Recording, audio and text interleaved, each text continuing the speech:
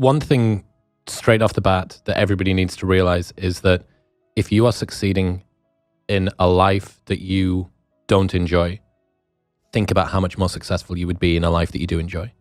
It's my belief that fear is a much more powerful driver than desire, that most people are running away from things that they don't want as opposed to running toward things that they do. The amount of discomfort that you need to go through to become someone of note in any field, whether it be sports or academia or art or creativity or poetry or like pickleball, whatever it is, right?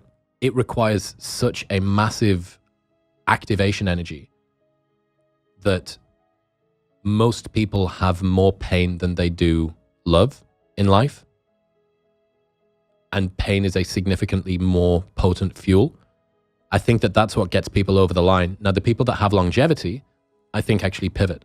I think that they use what they have in the beginning, which is often, you know, a mean parent, bullies in school, being an outcast, not feeling good enough, whatever kind of mental or social or whatever setback they went through, some previous trauma.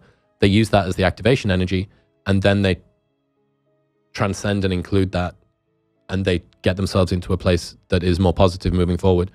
The difference between your expectation and your reality very much is determinant of how we feel about our lives. If you want to go from where you are to where you want to be, it's going to cause you to leave friends behind. You're not going to get the new group. This bit in the middle, this lonely chapter, will cause you to be riddled with self-doubt, and you won't even know that there's going to be glory on the other side of it. If you are just ticking over and everything feels pretty comfortable, it's probably a warning sign that you need to make a change somewhere, because if you see discomfort as a signal that growth is happening, that's something that you should lean into. One of the really interesting realizations is that a lot of the things that people want to get easily are only valuable because they're not attainable with ease. A lot of the things that we value in ourselves as we grow up are the light side of something dark that we're not a massive fan of. So for instance, mine or anybody else's ability to work in solitude, to be able to take risks and go do stuff on their own.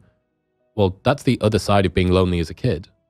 Like, I learned that through spending a lot of time alone, but it's one of my superpowers now.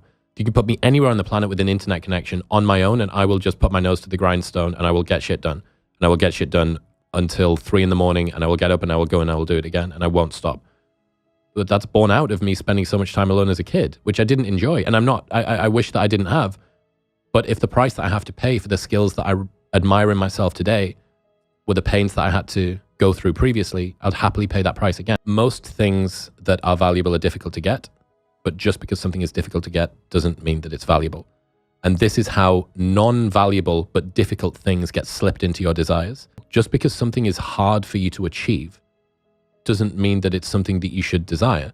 Things that are truly valuable are the ones that are aligned with you. What do you want to want? They're the things that you want to want, and that's what you end up going for. Consistency is the most reliable trait that all of the successful people that I've been around have got. Like, no one is successful who isn't consistent. Consistency won't guarantee success, but not being consistent will guarantee that you won't be successful. And electing to do hard things very regularly would probably be a close second. Inbuilt in being curious and interested on what's on the other side of this question that you're asking is the truth. Because what you're asking is to find out what the truth is. I want to know what is on the other side of this question I have. I don't think there's ever been a time where there's been more opportunity and a lower degree of competition. Material conditions don't actually always determine your internal state. Don't use your external state as an excuse for the way that your internal feelings are. What if a better definition of self-love would be holding yourself to a higher standard than anybody else does? Yes.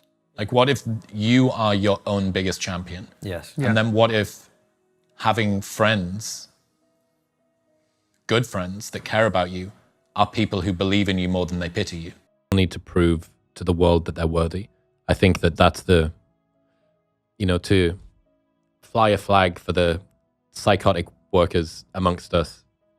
It's one of the reasons why I think that, if you're a guy who has this inside of you, that has this like grind set ability and the desire, do it.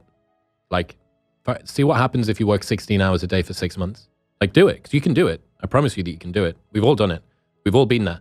Every single day, without rest, every single day, over and over and over again, obsessing, going to sleep, thinking about it, waking up, thinking about it, missing meals because you're doing it, missing family. Go and do it for a while. You will prove to yourself that you have the work capacity to be able to do this. And there's some power in that, because you know that when push comes to shove, it's Black Friday and the supply chains have meant that creatine prices have tripled. What are we going to do? We're going to spend the next 2 weeks in the office working out how we're going to fix this problem. Okay, like order pizza, diet's out the window, health's out of the window, sleep's out of the window, text the missus, tell her what's going to happen. And you know you have it in the tank, right? It's very important. It's the difference between running away from a fight because you feel weak and running away from a fight because you're so strong that you don't need to prove anything. So I know I've got that. Just in case I ever did need to, I know that I've got it in the tank. So I think that that's a very important skill to develop. There are certain experiences that you can only have at certain periods of your life. And you could also look at this to do with work. You are now the father of a 1-year-old, nearly. There are things that you could have done 10 years ago for the business, for your physique, for your lifestyle, that you can no longer do now, but without being irresponsible.